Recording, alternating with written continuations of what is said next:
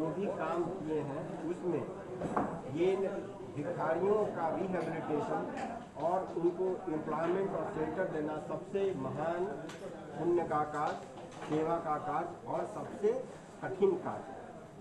अभी तक हमारे यहाँ कुल 741 पुरुष भिखारी और 311 महिला भिखारी हमारे आनंद आश्रम चंचलगुडा और चरलापल्ली में आए, जिसमें अभी तक हमारे पास 265 पुरुष भिखारी और 70 महिला भिखारी अभी हमारे आनंद आश्रम में है। जो लोग हमारे यहाँ आ रहे हैं उन लोगों के लिए शिक्षा का और उनको स्किल डेवलपमेंट का और शेल्टर, खाना पीना और अपने इंडस्ट्री में जॉब देने का भी हम लोगों ने कार्यक्रम आरंभ किया है। इस दिन हैदराबाद में भिखारियों की समस्या को हम लोग अच्छी तरह से टैकल कर पाएंगे। उसके बाद सरकार को एक हम प्रपोजल भेजेंगे जिसमें तेलंगाना राज्य के दूसरे जिलों में भी जो भिखारी की समस्या है उसको भी रिहेबिलिटेट करने, उसको स्वेटर देने के लिए एक प्रपोजल भेजा जाएगा।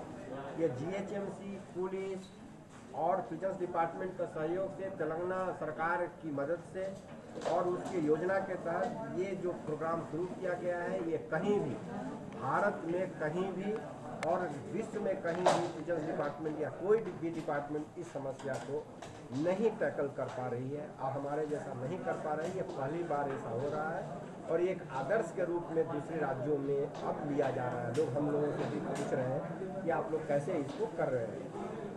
उसके बाद आज 29/12/2017 को हम ये अनाउंस करना चाहते हैं कि जो कोई भी भिखारी को हैदराबाद सिटी में भिखारी के बारे में हमको सूचना देगा उसको 500 रुपये इनाम हम लोग देंगे। लेकिन इनाम पाने के लिए प्रिजन्स कंट्रोल रूम को फ़ोन करना है और तब तक वहाँ रहना है जब तक कि हमारी गाड़ी वहाँ पहुँच नहीं जाती है। और अगर गाड़ी में आप पिकअप बढ़ा देते हैं ऐसे बेगर को तो आपको 500 रुपये का इनाम आज से देने का वचन हम लोग यहाँ देते हैं।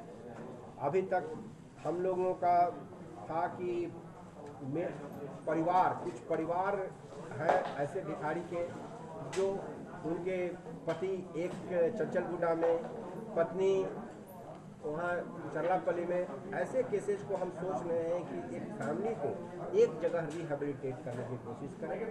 ये समस्या बड़ी ही गंभीर समस्या है और हम चाहते हैं कि प्रिजन्स डिपार्टमेंट इस समस्या को नियंत्रित करने में तेलंगाना सरकार की काफ़ी मदद करें और बहुत हद तक हम लोग कर पाए हैं और हम आशा व्यक्त करते हैं कि अगले 6 महीने में ये समस्या पूरी तरह से नियंत्रण में आए। सर, कितने लोगों को जॉब दिए गए अभी तक? अभी तक तो हमारे पास करीब 4 के आसपास है, लेकिन अभी जॉब देने से ज़्यादा ज़रूरी है उनको स्किल देना। उसके बाद कौन कौन करने के लिए तैयार है। हम तो जॉब देने के लिए तैयार हैं, लेकिन बहुत सारे लोग उसमें करने के लिए नहीं तैयार हैं, क्योंकि जो भिखारी जो भिक्षावृत्ति है ना, बड़ा ही इजी मीन्स है अपना जीविका अर्जन करने का। अब आराम से पैसा मिल जाता है, कुछ करना नहीं है। वहाँ तो जाएंगे फैक्ट्रीज में तो काम करना पड़ेगा, पेट्रोल पंप में काम करना पड़ेगा। तो उनको पहले समझाना है, काउंसिल करना है कि भीख मांगना आपके डिग्निटी के खिलाफ है, ये एक अपराध है। और जब वो समझ के वो तैयार हो जाएंगे कि ठीक है हम काम करने के लिए रेडी है, तब हम उनको। इसमें जो बिगर्स ग्रेजुएट भी थे सर, उन लोगों को क्या जॉब मिला? नहीं, जो ग्रेजुएट बेगर है उनको एक को आयुर्वेदिक विलेज में हम लोगों ने वर्क दिया, दोनों को आयुर्वेदिक विलेज में हम लोगों ने वर्क दिया है।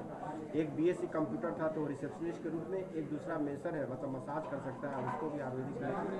तो हमारे पास 6 और पेट्रोल पंप आ रहे हैं, 6 और आयुर्वेदिक विलेज आ रहे हैं, उनमें सब भिखारियों को हम लोग जॉब दे सकते हैं। सर, ये बीच में मुहिम को रोक दिया गया था, किस वजह से रोक दिया गया?